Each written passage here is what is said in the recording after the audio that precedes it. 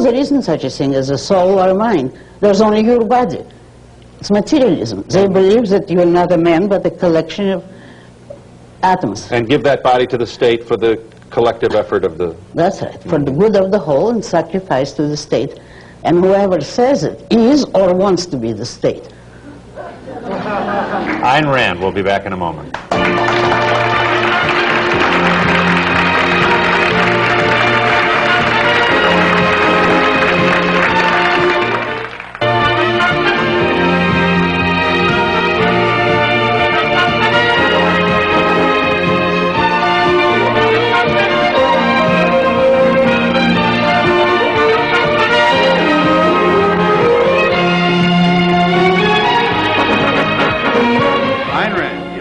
I was interested in your remarks on special education, and particularly on gifted education.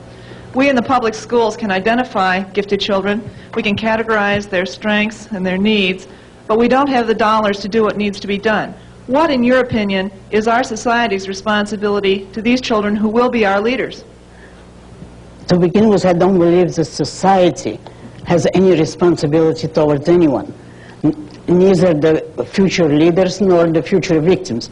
Society has nothing to do, properly speaking, with the life of any one person except to keep out of his way and give him a chance. In a proper, that is totally free society, nothing will be done for the gifted except voluntarily. If his parents are poor, and the general trend of the society is not towards helping the ungifted, it's not altruistic, then private individuals and free institutions will help him if his parents are poor. But in a free society, predominantly, all that the gifted child needs is some decent, rational education instead of the boredom that makes them give up school today, because a lot of the gifted children, you know, are dropouts because they're bored in a class devised for less gifted children. And just leave them alone and preach the ideas that human ability is a value. When you say that society has no responsibility here, I think individuals have a responsibility to themselves. Is that it? I don't like the word responsibility involved here. All right. Well, what should we say then? Help me. What do do what I wish to do. Is that your point? That the more... No. Do what I rationally think is right, according to the right morality. And help others if you can, but not as a primary obligation. And now, in regard to society, there is no such thing as society, you know. It's all of us. Now, how can we have obligations which we didn't undertake? See, the parents of a child would have obligations for him up to a certain age, since they brought him into the world, but they can't do what is impossible to them. So that doesn't mean that they can at any moment throw the burden on the rest of us. We're a society, everybody's society, and we can't have unearned obligations and unchosen obligations. My husband and I got married because of you. I just wanted you to know that. We met, and we're the only two people we could find that liked your works and gravitated toward each other. I was wondering... that was a long time ago. A long time ago, when no Thank one... you weren't very popular at the time. I was wondering what... Without being lengthy about it, what attracted you to Miss Rand? I mean, what did you like? I liked the idea of not being ashamed to be proud of what I am and who I am.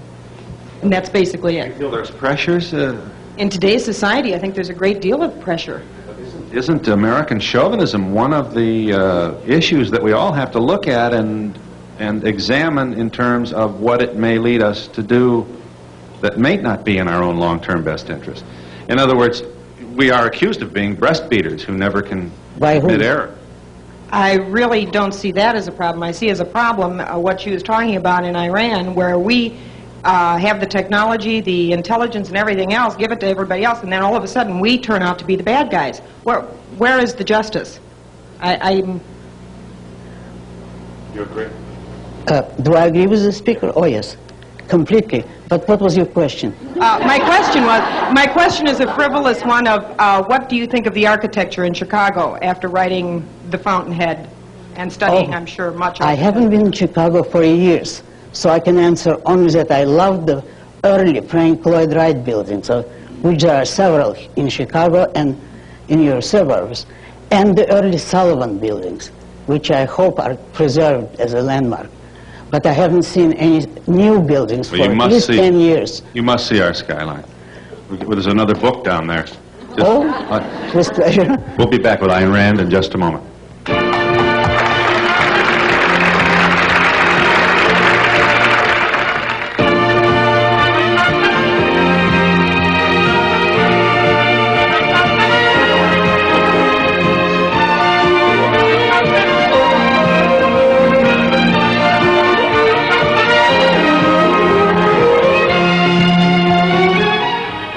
Yes, Miss Rand, I was one of those people who belonged to your cult where we were devouring your books, and I just wanted to say that as I matured, I am glad that I was able to differentiate with your philosophies. Did you see our show last year?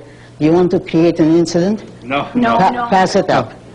I'm not a cult. Okay. No, all right. No, I didn't mean that. I just meant that we admired your work and still do in many ways.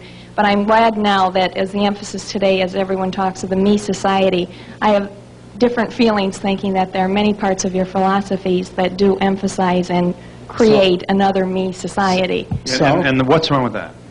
Well, I just feel that I know Miss Rand does not like the word responsibility, but as I matured, I became more responsible, I feel, and I realized that there is another world around me other than just myself and my family. And I don't. And if I didn't, why would I be here or speaking to you at all, and why would I write? No, I don't disagree with that. Thank you. And I realize that, but I also feel that there are so many things that, in many ways, you're trying to create an elitist society, and today that just is not practical. What has she said that makes you... If you want to spread your views, in today's society, you have every opportunity, more than you can count. Why come here and take advantage of my show and of people who came here to see and hear me, not the leaders who put responsibility on your shoulder? You want responsibility, go and practice it. But you're not going to force any responsibility on me. Well, and certainly not but she's for your not. But manners. she has to be able to share with you her opinion, however differing it may be from No. what you hold. Because I know you don't mean to, and I know we've been here before. Do you feel some sense of deja vu with this? A little. When you say that, you sound intolerant of those who would dissent from your position. No, there is a distinction that has been very intentionally modeled.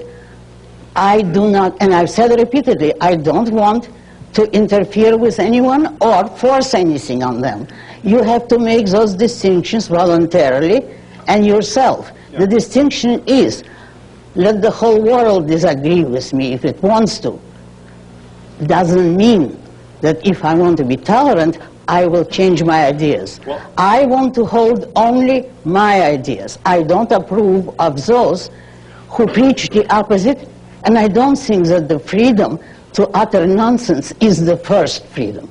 The freedom is your right to your life. I don't think you want the responsibility of deciding what in every case is nonsense. No. All right. What my policy is, I don't deal with those who disagree. All right. Well, they don't agree, fine. They shouldn't deal with me. But just think of the fun you're missing. I mean, you're... That's different. That depends on your idea of fun.